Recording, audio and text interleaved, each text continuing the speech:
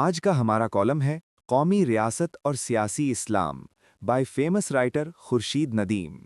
ہم اس کالم کا مختصر تجزیہ بھی پیش کرنے کی کوشش کریں گے۔ آپ اس سے اتفاق کرتے ہیں یا نہیں، اپنی قیمتی رائے کامنٹ سیکشن میں دے سکتے ہیں۔ یہ محض شیعہ سنی تقسیم کا مسئلہ نہیں، ایک مذہبی تعبیر کا معاملہ بھی ہے۔ اس کو ماننے والے شیعہ سنی دونوں طبقات میں پائے جاتے ہیں۔ علم کی دنیا میں اس تعبیر کو سیاسی اسلام کہا جاتا ہے۔ 20ویں صدی میں دو شخصیات اس کی نمائندہ تھیں، مولانا سید ابو العلا مودودی اور جناب روح اللہ خمینی۔ اس تعبیر کے مطابق قومی ریاست کے مقابلے میں اسلامی ریاست کا تصور پیش کیا گیا۔ اس نظام فکر میں ریاست قوم یعنی وطن یا نسل کے بجائے نظریے کی بنیاد پر قائم ہوتی ہے۔ نظریہ عالمگیر ہوتا ہے، اسے جغرافیائی دائروں میں قید نہیں کیا جا سکتا۔ اگر دو ریاستیں نظریاتی ہم آہنگی رکھتی ہیں تو ان کے باہمی تعلق میں جغرافیائی سرحدیں بے معنی ہیں۔ سیاسی اسلام اگر اسے قبول کرتا ہے تو تاریخی جبر کے طور پر۔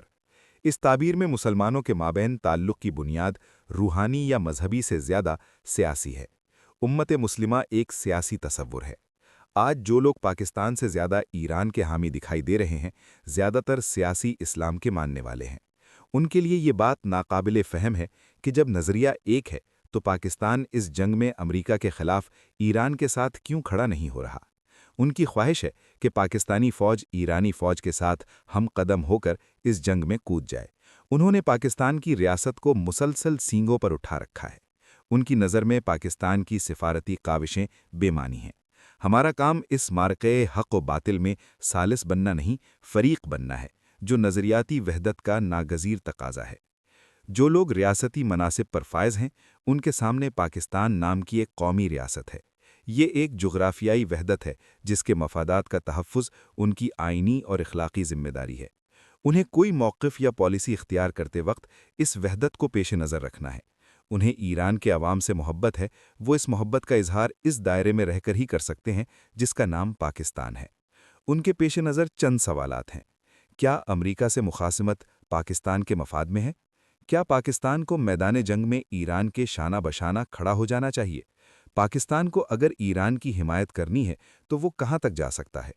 ریاست پاکستان کو ان سوالات کا سامنا صرف ایران کے معاملے میں نہیں ہے، افغانستان اور فلسطین سمیت چینی اور چیچن مسلمانوں کے بارے میں بھی ہے۔ یہاں بھی ریاست پاکستانی مفاد کے تناظر میں ان سوالات کے جواب تلاش کرتی ہے۔ یہ قومی ریاست کی مجبوری ہے۔ وہ مذہبی یا نظریاتی تعلق کو قومی مفاد سے لا تعلق ہو کر نہیں دیکھ سکتی۔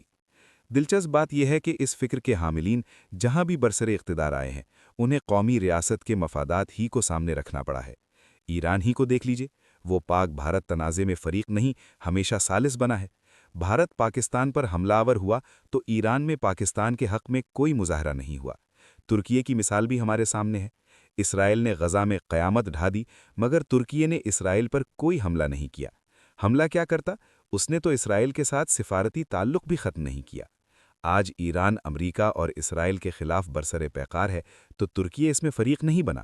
اب ایسا نہیں ہے کہ ایران کے عوام یا ریاست میں پاکستان کے لیے خیرخواہی کے جذبات موجود نہیں، یا ترکیے ایران کے مقابلے میں جذباتی طور پر امریکہ کو ترجیح دیتا ہے۔ جذبات اپنی جگہ، مگر جب وہ کوئی موقف اور حکمت عملی اختیار کرتے ہیں تو ان کے پیش نظر پہلا سوال یہ ہوتا ہے کہ ایران یا ترکیے کے مفاد کا تقاضا کیا ہے۔ کیا ترکیے کو ایران کے خاطر امریکہ سے دشمنی مول لینا چاہیے؟ کیا ایران کو بھارت کے خلاف پاکستان کے ساتھ ہم قدم ہو جانا چاہیے؟ سیاسی اسلام کو مانتے ہوئے بھی ان کے لیے لازم ہو گیا کہ وہ اپنی ریاست کے مفادات کو مقدم رکھیں۔ قومی ریاست کے تناظر میں دیکھیے تو انہیں یہی کرنا چاہیے تھا۔ پاکستان کو ایران سے یا ایران کو ترکیے سے کوئی شکایت نہیں ہونی چاہیے۔ آج پاکستان میں سیاسی اسلام کے حاملین کو جذبات کی گرفت سے نکل کر اس عملی حقیقت کو سمجھنا ہوگا جسے قومی ریاست کہتے ہیں، ایسے ہی جیسے ایران کی قیادت اور طیب اردوان نے اسے سمجھا ہے۔ دنیا میں نظریاتی سیاست کے سب تجربات، وہ مذہبی ہوں یا غیر مذہبی، ناکام ہو چکے۔ خورشید ندیم کے مطابق سیاسی اسلام ایک ایسا نظریہ ہے جو قومی ریاست کے بجائے امت اور نظریاتی وحدت کو بنیاد بناتا ہے، جس کے نتیجے میں اس کے ماننے والے جغرافیائی حدود اور ریاستی مفاد کو کم اہم سمجھتے ہیں۔ یہی وجہ ہے کہ بعض لوگ پاکستان کی پالیسیوں پر تنقید کرتے ہوئے ایران جیسے ممالک کی غیر مشروط حمایت کو ضروری قرار دیتے ہیں۔ مصنف کے نزدیک یہ طرز فکر جذباتی ہے اور عملی سیاست کی پیچیدگیوں کو نظر انداز کرتا ہے، جہاں فیصلے محض نظریے نہیں بلکہ زمینی حقائق کے مطابق کیے جاتے ہیں۔ نظریے کو بھی اب قومی ریاست ہی کے تناظر میں دیکھنا ہوگا۔ دوسرے لفظوں میں سیاسی اسلام کو بھی اب مقامی ہونا پڑے گا۔ میرے نزدیک اس کا مقدر بھی ناکامی ہے، مگر برسبیل تذکرہ اگر آج کوئی ریاست نظریاتی اساس کے ساتھ قائم ہوتی یا اپنا وجود برقرار رکھنا چاہتی ہے تو غلبہ دین کی کوشش کو انہی حدود تک محدود کرنا ہوگا جو قومی ریاست کی حدود ہیں۔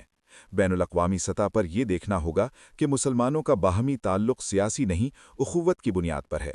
پاکستان دنیا کے ہر خطے میں بسنے والے مسلمانوں کا خیرخواہ ہے، مگر یہ خیرخواہی پاکستان کے مفاد سے مشروط ہے۔ اس کی ایک مثال پاک افغانستان تنازع ہے۔ طالبان کے لیے ہم نے جو کچھ کیا اسے دہرانا تحصیل حاصل ہے۔ جیسے ہی پاکستان کے مفاد نے تقاضا کیا، افغانستان پاکستان کی توپوں کی زد میں آ گیا۔ دوسری طرف افغان طالبان پاکستان کے خلاف بھارت کی مدد لینے پر آمادہ ہو گئے۔